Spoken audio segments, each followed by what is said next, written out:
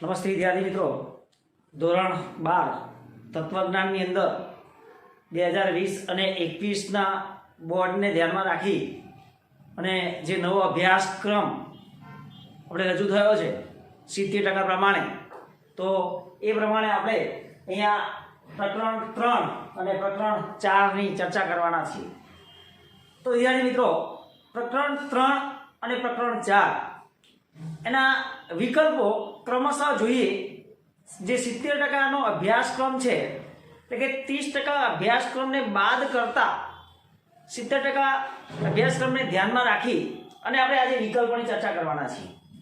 એના પહેલાં સૌથી પહેલાં વિદ્યાર્થી મિત્રો અહીંયા ધ્યાન આપો, પ્રકરણ 3 છે એ પ્રકરણ 3ની અંદર કુલ 12 ગુણ છે અને એ પ્રકરણ 3માંથી આપણો વિભાગ A એટલે કે વિકલ્પનો પ્રશ્ન એક પૂછાવાનો છે, જેનો 1 ગુણ છે. ત્યારબાદ વિભાગ B, તો વિભાગ B માં પણ એક પ્રશ્ન પૂછાવાનો છે, એનો પણ 1 ગુણ છે. એવી રીતે વિભાગ C છે, એ વિભાગ C માં 2 પ્રશ્ન પ્રકરણ 3 માંથી પૂછાશે, જેના 1ના 2 ગુણ છે, એટલે કે કુલ 4 ગુણનો પ્રશ્ન અહીંયા વિભાગ C માંથી આવે છે. અને પ્રકરણ 3 માંથી વિભાગ D ના 2 પ્રશ્ન આવે છે, એટલે પ્રકરણ 3 માં વિભાગ D એ ખૂબ અગત્યનો છે. તો આજે આપણે વાત કરવા જઈ રહ્યા છીએ વિકલ્પોની વિભાગ A ની. તો પ્રકરણ 3 માંથી વિભાગ A નો એક પ્રશ્ન પૂછાવાનો છે, જે ખૂબ અગત્યના ગણી શકાય તેવા વિકલ્પોની ચર્ચા કરવા જઈ રહ્યા છે. એ રીતે વિદ્યાર્થી મિત્રો, અહીંયા પ્રકરણ 4 છે. આજે આપણે પ્રકરણ 3 અને 4 આ બંને પ્રકરણના વિકલ્પોની ચર્ચા કરવાના છે. પ્રકરણ 4 ની અંદર રૂપરેખા જોઈ લઈએ એની. તો વિભાગ A B C D E માં પ્રશ્ન નથી આ. તો અહીંયા વિકલ્પો આપણા માટે આ પ્રકરણમાં ખૂબ અગત્યના છે એમ કહી શકાય. એટલે કે પ્રકરણ 4 ની અંદર એ વિભાગના 2 પ્રશ્નો પૂછાવાના છે, જેનો 1 ગુણ હોય છે એક પ્રશ્નનો, એટલે કે 2 પ્રશ્નો આમાંથી પૂછાય છે અને 2 ગુણના પ્રશ્નો છે. એટલે કે વિભાગ A ના 2 ગુણ આ પ્રકરણ 4 માંથી આવે છે. એવી રીતે વિભાગ B છે, એના પણ 2 પ્રશ્નો છે, એ પણ 1 ગુણના છે અને કુલ 2 ગુણ અહીંયા વિભાગ B માંથી આ ચેપ્ટરમાંથી પૂછાય છે. વિભાગ C નો 1 પ્રશ્ન પૂછાય છે, જે એક પ્રશ્ન જે છે 2 ગુણનો હોય છે, અને વિભાગ D ના એમાં પણ 2 પ્રશ્ન પૂછાય છે. વિભાગ અહીંયા વાત કરીએ વિદ્યાર્થી મિત્રો, પ્રશ્ન અહીંયા ત્રીજાની વાત કરીએ, વિભાગ D છે એ પ્રકરણ 3 અને 4 માંથી 2 પ્રશ્નો પૂછાય છે. એટલે કે વિભાગ D માટે આ બંને ચેપ્ટરો ખૂબ અગત્યના છે. અત્યારે માત્ર આપણે વાત કરીએ તો વિકલ્પોની અંદર પણ વિકલ્પોમાં પણ પ્રકરણ 4 માંથી 2 વિકલ્પો પૂછાવાના છે. એટલે વિભાગ A માટે પણ ખૂબ અગત્યનો પ્રશ્ન છે એમ કહી શકાય છે. આ પ્રકરણ નવા અભ્યાસક્રમ પ્રમાણે, એટલે કે 70% ને બાદ કરતા આપણે અહીંયા આ પ્રકરણ 4 ને વિકલ્પોની ચર્ચા કરવા જઈ રહ્યા છીએ. સૌથી પહેલા વાત કરીએ પ્રશ્ન નંબર 1 પ્રકરણ 3 ની અંદર MP ને લગતા નિયમમાં રૂપમાં કયા તાર્કિક કારકનો ઉપયોગ થાય છે. તો વિદ્યાર્થી મિત્રો, આપણને 8 નિયમો આવડતા હોવા જોઈએ. MP નો નિયમ છે P શરતી Q, P માટે Q. તો અહીંયા P શરતી Q એવું છે, P શરતી Q, P માટે Q, આ આપણો MP નો નિયમ છે. તો એની અંદર કયું પ્રતીક વપરાય છે? વિકલ્પ આપેલા છે અહીંયા, વિકલ્પન, નિષેધ, શરતી કે દ્વિશરતી. તો MP ના નિયમમાં શરતીનું પ્રતીક વપરાય છે. તો જવાબમાં શું આવે કે MP ના જે નિયમ છે એની અંદર અહીંયા શરતીનું પ્રતીક વપરાય છે. બીજો પ્રશ્ન છે ઉત્તરાંગના નિષેધ પરથી, જો ધ્યાન આપજો અહીંયા, ઉત્તરાંગના નિષેધ પરથી પૂર્વાંગના નિષેધને લગતા નિયમને સંક્ષેપમાં શું કહેવાય? જો અગાઉનો નિષેધ હોય એના પરથી પૂર્વાંગના નિષેધને લગતો નિયમ છે, એને સંક્ષેપમાં શું કહેવાય? તો નિષેધવાળો નિયમ કયો છે? અહીંયા વિકલ્પ આપેલા છે HS. HS માં તો એ ઉત્તરાંગનો સ્વીકાર થાય છે, પૂર્વાંગનો સ્વીકાર થાય છે. MT નો નિયમ, તો આ જોઈએ આપણે MP માં સ્વીકાર થાય છે, અને MT નો નિયમ છે એમાં P શરતી Q, નિષેધ P માટે નિષેધ Q, એ પૂર્વાંગના અસ્વીકાર પરથી એના ઉત્તરાંગનો અસ્વીકાર થાય છે એમ કહેવામાં આવે છે. તો ઉત્તરાંગના નિષેધ પરથી આના નિષેધ છે, ઉત્તરાંગના નિષેધ પરથી પૂર્વાંગનો નિષેધ છે, તો એની અંદર કયો નિયમ હોય? એમટી. તો એ નિયમનું નામ છે એમટી. મિત્રો અહીંયા એમટી માં નિષેધ નથી આવતો, શિકાર થાય છે. એવો પણ પ્રશ્ન પૂછે કે ઉત્તરાયણના શિકાર પરથી પૂર્વાંગના શિકારને લગતા નિયમને શું કહેવાય? તો એમટી છે. અને જો અશિકાર હોય અથવા નિષેધ એવું કહે છે તો એમટી આવે છે. આગળ આપેલો પ્રશ્ન છે કે જો પી શરતી ક્યુ અને ક્યુ શરતી આર, પી શરતી ક્યુ અને ક્યુ શરતી આર આપેલું હોય, વિધાન આપેલું હોય, તો તેમાંથી કયા પ્રકારનો વિધાન નિષ્પન્ન થાય છે? જોઈએ આપણે અહીંયા પી શરતી ક્યુ, ક્યુ શરતી આર. શરતી કયા નિયમમાં આવે? અહીંયા તો એક જ વિધાન છે, આખું વિધાન છે કે પી શરતી ક્યુ. જો પી શરતી ક્યુ, ક્યુ શરતી આર, તો આપણે અગાઉ જોયા નિયમ પ્રમાણે એચસીડી નો હોય તો 3 સ્ટેપ આપેલા હોય, ચોથું સ્ટેપ આવે. એચએસ ની અંદર 2 સ્ટેપ હોય, ત્રીજું આવે. તો પી ક્યુ આર અને પી શરતી ક્યુ, ક્યુ શરતી આર માટે પી શરતી આર એટલે પી શરતી આર આવું સાબિત થાય છે. તો આ નિયમ આપણે જોયો છે પ્રમાણે એચએસ નો નિયમ. તો એની અંદર એનો આપેલા છે નિયમો કયા? તો નિયમો નથી આપેલા પણ તાર્કિકારકો આપેલા છે. પી શરતી આર આપેલું છે, અહીંયા આપણે પી શરતી આર આપેલું છે, તો એની અંદર જવાબમાં આવે પી શરતી આર. વિદ્યાર્થી મિત્રો, આ પ્રકરણમાં 8 નિયમો ખૂબ અગત્યના છે. આપણને 8 નિયમો આવડતા હોવા જોઈએ, કારણ કે અહીંયા વિકલ્પો આપણે કાઢ્યા છે પ્રમાણે 7 કે 8 છે, પરંતુ 2 વિકલ્પો પૂછાવાના છે એટલે ટ્વીટ કરીને પણ આપણને પ્રશ્ન પૂછી શકે. એમાં ખાસ વધારેમાં વધારે પ્રશ્ન આપણે આ 8 નિયમને લગતા છે. એના પછી પ્રશ્ન જોઈએ તો ત્રીજો વિકલ્પ, ચોથો વિકલ્પ જોઈએ છે એમાં કે ભાઈ પી વિકલ્પન ક્યુ અને નિષેધ ક્યુ આપેલો હોય. જો પી વિકલ્પન ક્યુ અને નિષેધ પી આપેલો હોય, એવો કયો નિયમ છે? કોઈ એકનો નિષેધ થયો હોય તો એ નિષેધ વગરનો આવે. તો એ શું છે? પી વિકલ્પન ક્યુ અને નિષેધ પી આપેલું હોય, તેથી અહીંયા પી ક્યુ આવે છે. એવો કયો નિયમ છે? આપણે અગાઉ જોયું હતું કે વિકલ્પન હોય અને કોઈ પણ એક બાજુનો નિષેધ થયો હોય. માની લો અહીંયા પી નો નિષેધ થયો, ક્યુ નો નિષેધ થયેલો હોય, અહીંયા ક્યુ નો નિષેધ થયેલો હોય તો અહીંયા પી આવે, નિષેધ વગરનો આવે. તો એ નિયમ આપણો હતો ડીએસ. વિકલ્પ આપેલા છે એડ નો નિયમ, સીડી નો નિયમ, એમટી નો નિયમ કે પછી ડીએસ નો. તો આપણને ખબર પડે કે વિકલ્પનમાંથી કોઈ એકનો નિષેધ થયો હોય અને જો નિષેધ વગરનું હોય તો એને આપણે ડીએસ ના નિયમ તરીકે ઓળખીએ છીએ. તો અહીંયા ચોથો જે વિકલ્પ છે એની અંદર કયો નિયમ આવે? ડીએસ નો નિયમ તરીકે ઓળખાય છે. ત્યારબાદ જોઈએ વિધિવાચક દીધા અનુમાનના. વિધિવાચક દીધા અનુમાનના રૂપમાં સત્યતા કોઠો છે, એ સત્યતા કોઠાની હરોળો કેટલી હોય?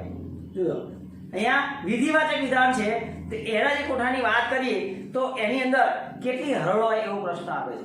વિદ્યાર્થી મિત્રો, એના માટે આપણે ખાસ વધારે પડતા ન કહેતા પણ કે એની અંદર એ વસ્તુ ખાસ ધ્યાન રાખવા જેવું છે કે ભાઈ કયું વિધાન જે છે, ફરી પ્રશ્ન જોઈએ છે એનો કે વિધિવાચક દીધા અનુમાન છે એટલે એની અંદર 4 વિધાનો આપેલા હોય તો આડી સત્યતા કોઠાની અંદર આડી હરોળો કેટલી થાય? કેટલા છે? 4 વિધાનો પી, ક્યુ, આર અને એસ. દીધા અનુમાન છે 1 પી શરતી ક્યુ, આર શરતી એસ. 1 2 3 અને 4. 1 હોય તો 2 વિધાનો, 2 હોય તો 4 અને 3 હોય તો 8 અને 4 હોય તો 16. તો એ દીધા અનુમાન છે. આ 1 અને 2 દીધા અનુમાન છે. તો એની અંદર કુલ કેટલી 16 હરોળો આવે? તો 16 હરોળો, આડી હરોળો સત્યતા કોઠાની અંદર 16 આવે છે. એના પછી જોઈએ કંજક્શનના નિયમ કયા નામથી ઓળખાય છે? જોજો કંજક્શન છે એ શેનાથી જોડાય છે? કંજક્શન. આ કંજક્શન એટલે જોડવું. કંજક્શનનો નિયમ છે એ કેવી રીતના જોડાય છે? તો જો પી અને ક્યુ આપેલા હોય તો પી વિકલ્પન ક્યુ, તો આ બંનેનું કંજક્શન થયું તો શેના દ્વારા જોડાય છે? અહીંયા વિકલ્પનનો. અને એના ઓપ્શન આપેલા છે કે સરળીકરણનો નિયમ, સોપાધિક વિધાનને લગતો નિયમ, સમુચ્ચયને લગતો નિયમ કે વૈકલ્પિક સંવિધાનને લગતો નિયમ. તો વિકલ્પ છે એટલે આપણે શું લખીએ છીએ અહીંયા? વૈકલ્પિક સોપાધિક વિધાનનો નિયમ.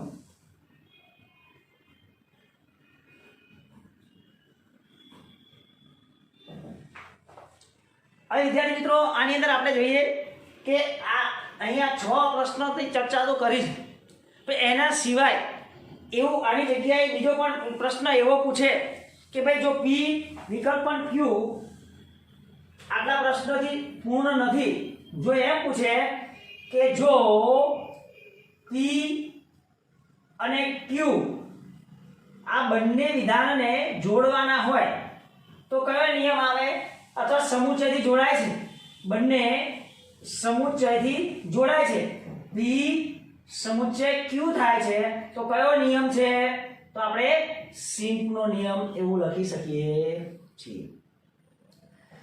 વિકલ્પમાં એવો પણ પૂછાય કે અહીંયા આગળનું જોઈએ કે ભાઈ P શરતી Q, Q શરતી R, P વિકલ્પ પણ Q, R વિકલ્પ સોરી Q વિકલ્પ પણ P વિકલ્પ પણ Q, અહીંયા ભૂલ છે P Q અહીંયા R આવે, R વિકલ્પ R શરતી S, P શરતી Q, R શરતી S, તો P વિકલ્પ પણ R અને Q વિકલ્પ પણ S. અહીંયા આવું 4 સ્ટેપ આપેલા હોય અને એવું કહે કે ભાઈ આ નિયમ કયો છે, તો આપણને ખબર છે કે 4 સ્ટેપ વાળો નિયમ જે છે એ સીડી ની અંદર આવે છે. તો એ પણ અહીંયા આપણે લખીએ કે સમુચ્ચય આ સમુચ્ચય જે હોય છે એને આપણે સિમ્પ્લિફિકેશનનો એટલે કે સિમ્પ તરીકે ઓળખીએ છીએ, અને આ પ્રકારનો 4 સ્ટેપ વાળો નિયમ હોય તો આપણે એને કયો કહીએ છીએ, સીડી ના નિયમ તરીકે ઓળખવામાં આવે છે.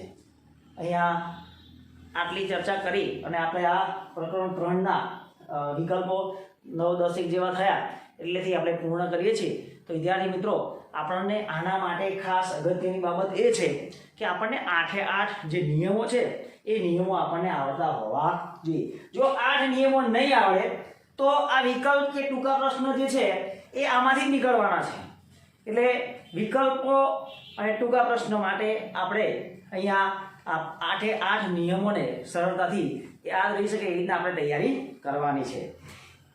હવે વાત કરીએ છીએ આપણે અહીંયા પ્રકરણ નંબર 4. પ્રકરણ નંબર 4 ની અંદર ધ્યાનથી સમજો, એની અંદર 2 વિકલ્પો પૂછાવાના છે. કેટલા છે?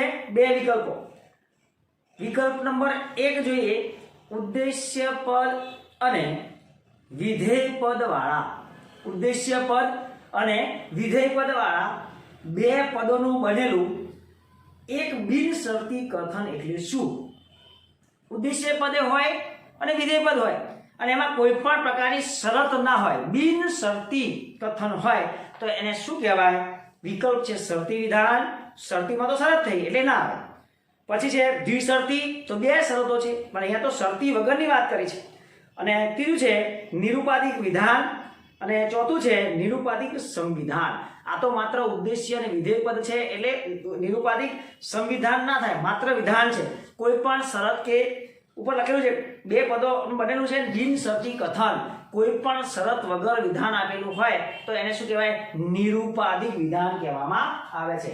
તો એનો જવાબ શું આવે? નિરૂપાધિક. મિત્રો અહીંયા નિરૂપાધિક સંવિધાને આપેલું છે વિકલ્પમાં, નિરૂપાધિક વિધાન પણ છે. તો અહીંયા નિરૂપાધિક વિધાન છે એની અંદર ઉદ્દેશ્ય અને પદ વિધેય પદ બંને આવે એટલે માત્ર નિરૂપાધિક વિધાન આવે, નિરૂપાધિક સંવિધાન આવે નહીં. બીજો વિકલ્પ જોઈએ, એકદેશી નિરૂપાધિક વિધાનમાં ઉદ્દેશ્ય પદ કયા પ્રકારનું હોય છે? જો એકદેશી નિરૂપાધિક વિધાનમાં ઉદ્દેશ્ય પદની વાત કરીએ, એકદેશી છે અહીંયા કે હા, ના, હ અને ન. ઉદ્દેશ્ય પદ અને આ વિધેય પદ. અહીંયા છે હોય તો નથી, નથી હોય તો આ પદ જે છે હોય તો પેલું પદ એ, અહીંયા નથી, નથી હોય તો છે, અહીંયા હ એટલે છે તો વિધેય પદ અવ્યા, ન એટલે નથી તો વિધેય પદ એ વ્યા. આવું વિધેય પદ વિશે આપણે જાણીએ છીએ. હા એટલે સર્વ છે તો વિધેય પદ એ અવ્યા, ના એટલે કોઈ પણ નથી, નથી તો વ્યા, હ તો કેટલાક છે તો વિધેય પદ નથી એટલે અવ્યાપ, અને કેટલા ન એટલે કેટલા નથી, નથી હોય તો એ વ્યાપ. હવે આપણે વાત કરતા સર્વદેશી હોય તો ઉદ્દેશ્ય પદ કેવું હોય? વ્યાપ્ત હોય. એકદેશી હોય તો વિધેય પદ અવ્યાપ્ત થાય છે. પ્રશ્ન શું કહે છે? એકદેશી નિરૂપાધિક વિધાનમાં ઉદ્દેશ્ય પદ કયા પ્રકારનું હોય? આ એકદેશી, આ સર્વદેશી છે. સર્વ, હા અને ના, અને આ બંને કેવા છે? એકદેશી. તો એકદેશીનું ઉદ્દેશ્ય પદ કેવું છે? અવ્યાપ. કેવું છે?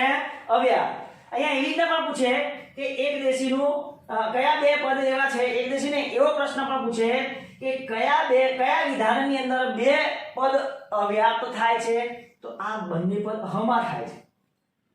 કયા બે વ્યાપ્ત થાય છે? તો નામાં. તો આની અંદર જવાબ શું આવે? એકદેશી વિધાનમાં ઉદ્દેશ્ય પદ કેવા હોય છે? તો અવ્યાપ્ત આવે. શું આવે? અવ્યાપ. વિકલ્પો શું આપેલા છે? વ્યાપ, અવ્યાપ, વિધાયક કે નિષેધક. તો શું છે? અવ્યાપ. એના પછી જોઈએ ત્રીજો પ્રશ્ન છે, સંવિધાનના પ્રત્યેક પદોનો ઉપયોગ કેટલી વાર થાય? સંવિધાન હોય, આ તો માત્ર વિધાનની વાત કરી, પણ સંવિધાન હોય જેમાં કેટલી વાર હોય? દરેકનો મધ્ય પદ પણ બે વાર હોય, ઉદ્દેશ્ય પદ પણ બે વાર હોય, વિધેય પદ પણ બે વાર હોય. દરેક પદનો બે વાર ઉપયોગ થયેલો હોવો જોઈએ. સંવિધાનમાં પ્રત્યેક પદનો ઉપયોગ કેટલી વાર થવો જોઈએ? તો બે. અહીંયા ઓપ્શનમાં 1, 2, 3 અને 6 આપેલા છે. જવાબમાં શું આવે? દરેકનો બે વાર ઉપયોગ થયેલો હોવો જોઈએ. ત્યારબાદ સંવિધાનની ફલિત વિધાનના ઉદ્દેશ્ય પદને શું કહે? સંવિધાન છે એનું ફલિત વિધાન છે, જે ફલિત વિધાનને આપણે શું કહેતા હતા? અહીંયા લીટો કરીને આવું લખતા હતા, પ અને સા. આ ફલિત વિધાન હતું. તો સંવિધાન છે એનો પ્રશ્ન છે, સંવિધાનના ફલિત વિધાનના, આ ફલિત વિધાન છે એ ફલિત વિધાનના ઉદ્દેશ્ય પદને શું કહેવાય? આ આપણું ઉદ્દેશ્ય પદ છે, આ વિધેય પદ છે, તો એને શું કહેવાય? પ એટલે પક્ષપદ. તો જવાબમાં શું આવે? પક્ષપદ. ઓપ્શન શું છે? મધ્યપદ કહેવાય. ફલિત વિધાનમાં મધ્યપદ આવે નહીં. સાધ્યપદ, તો સાધ્યપદ આવે પણ એ ઉદ્દેશ્યના સ્થાને ના હોય, વિધેયના સ્થાને હોય છે ને? સા એટલે પસા. અને વિધેય પદ ના આવે, પરંતુ પક્ષપદ આવે છે. તો જવાબમાં શું આવે? પક્ષપદ.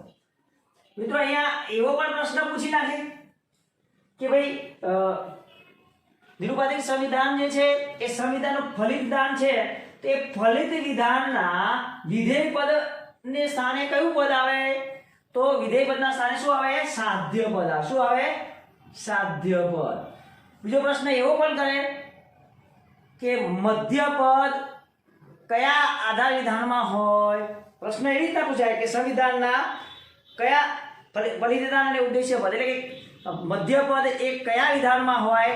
તો સંવિધાનના આધાર વિધાનના પહેલા સાધ્ય વિધાન અને પદ વિધાનમાં હોય છે. આવો પ્રશ્ન થઈ શકે. આગળનો પ્રશ્ન, સાધ્ય પદ વાળા સંવિધાનમાં આધાર વિધાનો ને શું કહેવાય? હા, એ પ્રશ્ન આવ્યો છે કે સાધ્ય પદ જેમાં રહેલું હોય આધાર વિધાનમાં, બે આધાર વિધાનો હોય, અને એ બે આધાર વિધાનમાં જે વિધાનમાં સાધ્ય પદ હોય તે વિધાનને શું કહેવાય? તો એને જેમાં સાધ્ય પદ હોય સાધ્ય વિધાન કહેવાય. ત્યારે શું કહેવાય? સાધ્ય પદ નહીં, સાધ્ય વિધાન. જે આધાર વિધાન છે, જે આધાર વિધાનમાં સાધ્ય પદ હોય તે વિધાનને સાધ્ય વિધાન કહેવામાં આવે છે. એવી જ રીતે જે આધાર વિધાન છે એ આધાર વિધાનમાં જે પદમાં પક્ષપદ હોય, જે વિધાનની અંદર પક્ષપદ હોય તેવા વિધાનને શું કહે છે? તો તેવા વિધાનને સાધ્યની જગ્યાએ પક્ષપદ હોય તો પક્ષ વિધાન કહે છે. કઈ આકૃતિમાં મધ્યપદ બંને આધાર વિધાનના ઉદ્દેશ્યના સ્થાને હોય? વિધેયના સ્થાને નહીં, આ ઉદ્દેશ્ય. આવી આકૃતિ કઈ છે? વિધેયના સ્થાને હોય મધ્યપદ. તો એ ત્રીજી આકૃતિ છે. ઓપ્શનમાં છે પહેલી, બીજી, ત્રીજી અને ચોથી. આવી આકૃતિ થાય તે ચોથા નંબરની આકૃતિ છે. તો એની અંદર ત્રીજા નંબરની આકૃતિ છે. ત્રીજી આકૃતિની અંદર આ બંને જે છે એ વિધેયના સ્થાને આવે છે. અને ત્યારબાદ હા, હ, ન ભેદમાં સાધ્ય વિધાન કયું છે? જો આવું આપેલું છે હા, હ અને ન. એટલે પહેલું વિધાન હા, હ અને ન. આ સાધ્ય વિધાન, આ પક્ષ વિધાન અને આ ફલિત વિધાન. હવે અહીં જો પ્રશ્ન શું પૂછ્યો છે કે હા, હ, ભેદમાં સાધ્ય વિધાન કયું છે? આમાં સાધ્ય વિધાન કયું છે? તો હા. તો જવાબમાં શું આવે? હા. એને શું કહેવાય? સાધ્ય વિધાન છે. એવી રીતના એમ પૂછે કે હા, હ, હ એમાં ફલિદાન કયું છે? તો શું આવે? ન. ફલિદાન કયું છે? ન. એવી રીતના એમ પૂછે કે ભાઈ હા, હ, ન એની અંદરથી હ જે છે એ કયા પ્રકારનું વિધાન છે? ઊંધું પણ પૂછે તો હ છે એ અહીંયા પક્ષ વિધાન છે. આના સિવાય પ્રશ્નો બીજા નીકળી શકે એમ છે નહીં. આ પ્રશ્ને ઉલટા સુલટી લખે એ નામ લખે કે ભાઈ ના, હ, ન આ વિધાનમાં પક્ષપદ કયામાં છે અથવા તો સાધ્ય વિધાન કયામાં હોય? તો પહેલું છે એમાં સાધ્ય વિધાન હોય. તો આ ના છે એની અંદર, ના છે એની અંદર સાધ્ય વિધાન હોય. હંમેશા બે આધાર વિધાનો હોય. બે આધાર વિધાનમાં પ્રથમ આધાર વિધાન એ સાધ્ય વિધાન છે તો સાધ્ય પદ એમાં હોય. બીજું છે એ પક્ષ વિધાન છે તો એની અંદર પક્ષપદ હોય છે. અને એવું પૂછે કે જેમાં સાધ્ય અને પક્ષપદ બંને છે, સાધ્ય વિધાન અને પક્ષ વિધાન સિવાયના વિધાનને શું કહેવાય? તો એને ફલિત વિધાન કહેવામાં આવે છે. તો વિદ્યાર્થી મિત્રો અહીંયા આપણે આ પ્રકરણ 3 અને 4 ના વિકલ્પોને પૂર્ણ કરીએ છીએ. અને આવી રીતના આડાવાળા તમને પ્રશ્ન પૂછી શકે છે. પ્રકરણ 4 ની અંદર 2 વિકલ્પો પૂછાવાના છે એટલે આપણે ખૂબ ધ્યાનથી આ પ્રશ્નોને યાદ રાખવાના રહેશે. તો વિદ્યાર્થી મિત્રો અહીંયા પ્રકરણ 3 અને 4 એના વિકલ્પોને આપણે અહીંયા પૂર્ણ કરીએ છીએ.